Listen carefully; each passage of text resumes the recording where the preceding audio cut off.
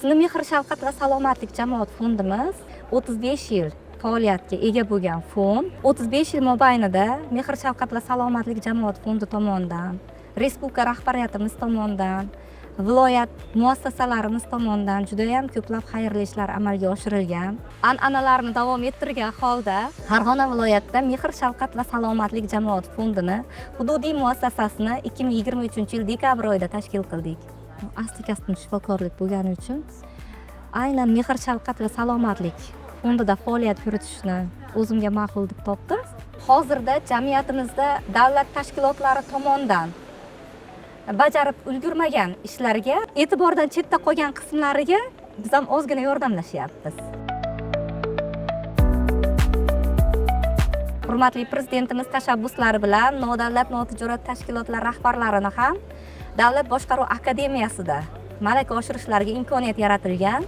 Shu imkoniyatdan foydalanib malakani oshirib qaytdim hamda o'sha joydan olgan bilimlarim evaziga sog'lom jamiyatni birgalikda yaratamiz nomli loyihamizni yozdik hamda bu loyihamiz Farg'ona viloyati xalq deputatlari kengashi huzuridagi jamoat fondi tomonidan ma'qullandi va moliyalashtirildi. Bu loyihamizning asosiy maqsadi 20 yoshdan 35 yoshgacha bo'lgan reproduktiv yoshdagi ayollarni o'rtasida hamda 18 yoshgacha bo'lgan nogironligi bor bolajonlarimiz o'rtasida vitamin minerallar yetishmasligini aniqlash hamda jamiyatni sog'lomlashtirishga hissa qo'shish.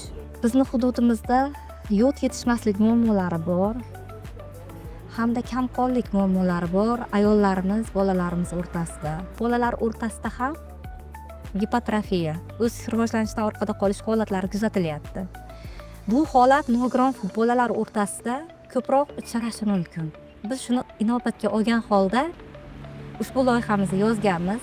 Natijada Qo'shtepa tumanidan 1200 ta, Yozyovon tumanidan 1200 ta reproduktiv yoshdagi ayollarimiz, 18 yoshgacha bo'lgan nogiron bolalarimiz bepul Rutgers apparatida diagnostika qilindi.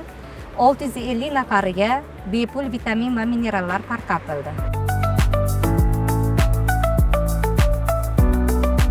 Nodavlat notijorat tashkilotlarimizga berilayotgan imkoniyatlardan yana biri sifatida har bitta viloyatda nodavlat notijorat tashkilotlar uyi mavjud.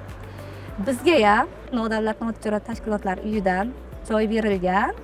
O'z faoliyatimizni shu joyda amalga oshirish imkoniyatimiz bor. Nodavlat notijorat tashkilotlarni o'z ofisiga ega bo'lishi, o'z ish joyiga ega bo'lishi hamda ularni nodavlat notijorat tashkilotlar uyida birlashtirilishi bizga o'xshab yangi tashkil bo'lgan nodavlat notijorat tashkilotlarni ancha yildan beri faoliyat olib borgan nodavlat tashkilotlar bilan hamkorligini ta'minlab beradi. Biz ustoz shogirdlik an'anasi asosida bilmaganlarimizni o'rganish imkoniyatiga ega bo'lamiz. Bizga shuncha imkoniyatlarni yaratayotgan hurmatli prezidentimizga, o'zimizni hamda mana shu yerda xursand bo'layotgan sog'lom jamiyatni birgalikda yaratamiz loyihamizni mamnuniyat bilan qabul qilayotgan fuqarolarimiz, ayollarimiz tomonidan o'zimizni minnatdorchiligimizni bildiramiz. Kelgusida shu kabi savobli, xayrli, jamiyatga, insonlarga manfaati tegadigan loyihalarni amalga oshirish niyatlarimiz bor. Farg'ona viloyati hududida